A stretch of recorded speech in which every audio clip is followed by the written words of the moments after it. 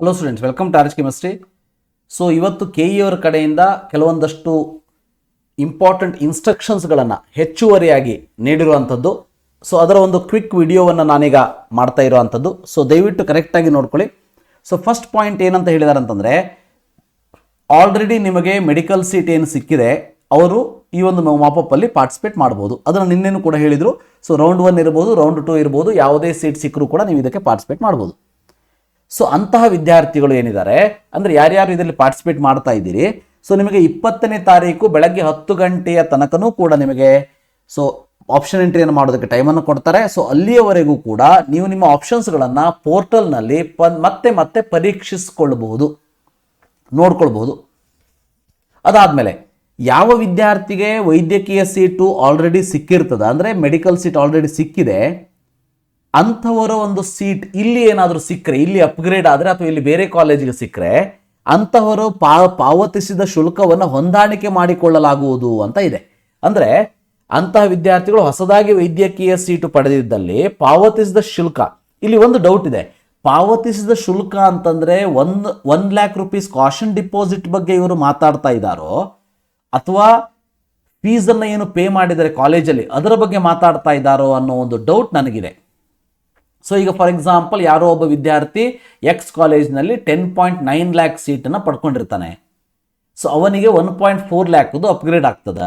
ಅಂಥ ಸಂದರ್ಭದಲ್ಲಿ ಯಾವ ರೀತಿ ಇವರು ಆ ದುಡ್ಡನ್ನು ವಾಪಸ್ ಕೊಡ್ತಾರಾ ಅಥವಾ ಅದನ್ನೇ ಇದಕ್ಕೆ ಅಡ್ಜಸ್ಟ್ ಮಾಡ್ತಾರಾ ಗೊತ್ತಿಲ್ಲ. ಬಟ್ 1 ಲಕ್ಷ ರೂಪಾಯಿ ಕಾಷನ್ ಡಿಪಾಸಿಟ್ ಅನ್ನು ತುಂಬಿರೋ ಬಗ್ಗೆ ಇವರು ಮಾತಾಡ್ತಾ ಇದ್ದಾರಾ ಅನ್ನೋದು ಕೂಡ ಗೊತ್ತಿಲ್ಲ. ಇದ್ರ ಬಗ್ಗೆ ಕ್ಲಾರಿಟಿ ಇಲ್ಲಿ ಇಲ್ಲ. ದಯವಿಟ್ಟು KE ಅವರು ಕ್ಲಾರಿಟಿ ಕೊಡಬೇಕು. ಸೊ ಹಾಗೇನಾದರೂ ನಿಮಗೆ ಸೀಟ್ ಸಿಕ್ಕರೆ ಮೊದಲು ಸಿಕ್ಕಂತಹ ಸೀಟ್ ಏನಿದೆ ಅದು ಕ್ಯಾನ್ಸಲ್ ಆಗ್ತದೆ, ಗೊತ್ತಿರಲಿ. ಸೊ ಆ ಕ್ಯಾನ್ಸಲ್ ಆಗಿರೋ ಸೀಟನ್ನು ಸಾಫ್ಟ್ವೇರ್ ಏನಿದೆ ನೆಕ್ಸ್ಟ್ ಇಮ್ಮಿಡಿಯೇಟ್ ಕ್ಯಾಂಡಿಡೇಟ್ಸ್ ಯಾರು ಇರ್ತಾರೆ, ಅರ್ಹತೆ ಪಡೆದಿರುವಂಥ ಕ್ಯಾಂಡಿಡೇಟ್ಸ್ಗಳು ಮತ್ತು 1 ಲಕ್ಷ ರೂಪಾಯಿಯನ್ನು ಪೇ ಮಾಡಿ ಈ ಮಾಪಪ್ಪಿಗೆ ಪಾರ್ಟಿಸಿಪೇಟ್ ಮಾಡಿರುವಂತಹ ಕ್ಯಾಂಡಿಡೇಟ್ಸ್ಗಳಿಗೆ ಅದು ಅಪ್ಗ್ರೇಡ್ ಆಗ್ತದೆ. ಅದಕ್ಕೆ ಯಾರ್ಯಾರಿಗೆ ಕಾಲೇಜಿನಲ್ಲಿ ಅಡ್ಮಿಷನ್ ಮಾಡ್ಕೊಳ್ಳೋದಕ್ಕೆ ಇಂಟ್ರೆಸ್ಟ್ ಇದೆ ಅಂಥವರು ಮಾತ್ರ ಆಪ್ಷನ್ಸ್ಗಳನ್ನ ನಮೂದೆ ಮಾಡಬೇಕು, ಅಂಥವ್ರು ಮಾತ್ರ ಮಾಪಪ್ಪಲ್ಲಿ ಪಾರ್ಟಿಸಿಪೇಟ್ ಮಾಡಬೇಕು. ಯಾರು ಪಾರ್ಟಿಸಿಪೇಟ್ ಮಾಡಿಲ್ಲ ಅಂಥವರ ಸೀಟು ಅಪ್ಗ್ರೇಡ್ ಆಗೋದಿಲ್ಲ.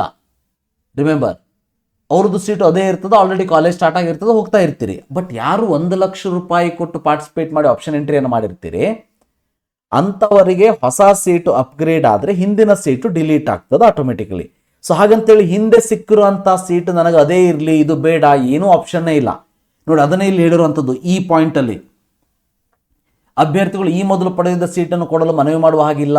ಅಂದರೆ ಹೊಸದಾಗಿ ಸೀಟು ಆಯ್ಕೆಯಾದಲ್ಲಿ ಹಳೆಯ ಸೀಟು ರದ್ದುಗೊಳ್ತದೆ, ಅಂದರೆ ಹಳೆಯ ಸೀಟು ಕ್ಯಾನ್ಸಲ್ ಆಗ್ತದೆ. ಹೊಸದಾಗಿ ನಿಮಗೆ ಸೀಟ್ ಯಾವುದು ಹೊಸದಾಗಿ ನ್ಯೂಲಿ ಅಲಾಟ್ ಆಗಿರ್ತದೆ, ಆ ಅಲಾಟ್ ಆಗಿರುವಂಥ ಸೀಟು ಮತ್ತು ಹಿಂದಿರುವಂಥ ಸೀಟು ಎರಡರಲ್ಲಿ ಒಂದನ್ನು ಸೆಲೆಕ್ಟ್ ಮಾಡ್ಕೊಳ್ಳೋದಕ್ಕೆ ಬಿಡೋದಿಲ್ಲ. ಯಾವುದಾದ್ರೂ ಒಂದನ್ನು ನೀವು ಯಾವುದಾದ್ರೂ ಒಂದಲ್ಲ, ಹೊಸದಾಗಿ ಏನು ಅಪ್ಗ್ರೇಡ್ ಆಗಿರುತ್ತೋ ಅದನ್ನು ನೀವು ತೊಗೊಳ್ಳೇಬೇಕಾಗ್ತದೆ.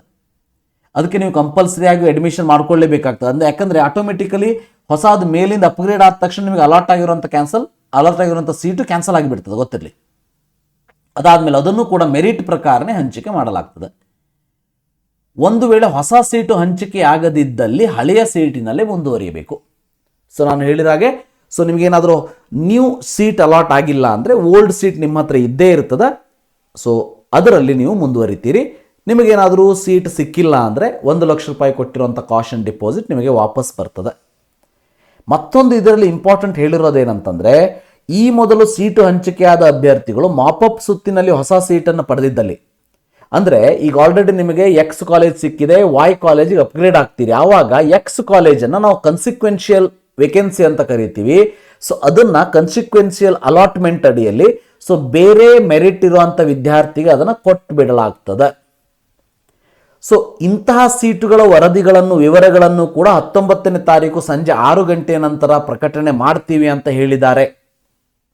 ಅಂದರೆ ನನಗೇನು ಅನ್ನಿಸ್ತದೆ, ಕನ್ಸಿಕ್ವೆನ್ಷಿಯಲ್ ವೇಕೆನ್ಸಿ ಏನಿದೆ ಅಂದರೆ 19ನೇ ತಾರೀಕಿನವರೆಗೆ ಯಾವ ವಿದ್ಯಾರ್ಥಿಗಳು ಮಾಪಪ್ಪಿಗೆ ಪಾರ್ಟಿಸಿಪೇಟ್ ಮಾಡ್ತೀನಿ ಅಂತೇಳಿ ದುಡ್ಡನ್ನು ತುಂಬುತ್ತಾರೆ ಅಂತಹ ವಿದ್ಯಾರ್ಥಿಗಳ ಸೀಟ್ ಏನಿದೆ ಅದು ಕನ್ಸಿಕ್ವೆನ್ಷಿಯಲ್ ವೇಕೆನ್ಸಿ ಅಂತ ಆಗ್ತದೆ. ಅಂದರೆ ಮೀನಿಂಗ್ ಏನು, ಇದಕ್ಕಿಂತ ಮೇಲಿನ ಕಾಲೇಜ್ ಅಲಾಟ್ ಆದರೆ ಈಗ ಕಾಲೇಜ್ ಏನು ಅಲಾಟ್ ಆಗಿದೆ ನಿಮಗೆ ಅದು ಕನ್ಸಿಕ್ವೆನ್ಷಿಯಲ್ ವೇಕೆನ್ಸಿ ಆಗಿಬಿಟ್ಟು ಅದು ಬೇರೆ ವಿದ್ಯಾರ್ಥಿಗೆ ಅದು ಹೋಗ್ತದೆ. ಇದನ್ನು ನಾವು MCCಯಲ್ಲಿ ವರ್ಚುವಲ್ ವೇಕೆನ್ಸಿ ಅಂತ ಕರೆದಿರುವಂಥದ್ದು.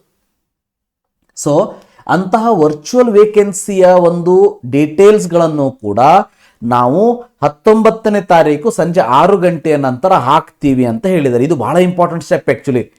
ಇದ್ರದ್ದೇನಾದ್ರು ನಮಗೆ ಲೀಸ್ಟ್ ಗೊತ್ತಾಗ್ಬಿಡ್ತು ಅಂತ ಅಂದರೆ, ಸೊ ಅಂದರೆ ಯಾವ್ಯಾವ ಕಾಲೇಜಲ್ಲಿರುವಂಥ ವಿದ್ಯಾರ್ಥಿಗಳು ಇದಕ್ಕಿಂತ ಮೇಲಿನ ಸೀಟಿಗೆ ಅಪ್ಗ್ರೇಡೇಷನ್ ಬೇಕು ಅಂತ ಹೋಗಿದ್ದಾರೆ ಅಂತ ಗೊತ್ತಾಗ್ಬಿಡ್ತು ಅಂತ ಅಂದರೆ ಅವೆಲ್ಲ ಕಾಲೇಜನ್ನು ನಮ್ಮ ಆಪ್ಷನ್ ಎಂಟ್ರಿಯಲ್ಲಿ ಹಾಕುವುದಕ್ಕೆ ಸಾಧ್ಯ ಆಗ್ತದೆ. ಅದಕ್ಕೆ 19ನೇ ತಾರೀಕು ಸಂಜೆ 6 ಗಂಟೆ ನಂತರ ಇದನ್ನು ಕೊಡ್ತೀನಿ ಅಂತ ಹೇಳಿದ್ದಾರೆ. ನೋಡೋಣಂತೆ, ಅಂದರೆ ಯಾರ್ಯಾರು ಅಪ್ಗ್ರೇಡೇಷನ್ಗೆ ವಿಲ್ಲಿಂಗ್ನೆಸ್ ಕೊಟ್ಟಿದ್ದಾರೆ ಅನ್ನೋದರ ಒಂದು ಲೀಸ್ಟನ್ನು ಕೂಡ ಅವರು ಕೊಡ್ತೀನಿ ಅಂತ ಹೇಳಿದ್ದಾರೆ ಫಾರ್ ದ ಫಸ್ಟ್ ಟೈಮ್ ಇದು KEಯಲ್ಲಿ. So will let us wait and see what they will do. So ಇದಿಷ್ಟು ಇಂಪಾರ್ಟೆಂಟ್ ನೋಟಿಫಿಕೇಶನ್. ಇದರಲ್ಲಿ ಬಹಳ ಇಂಪಾರ್ಟೆಂಟ್ ಅಂತ ಏನಿಲ್ಲ.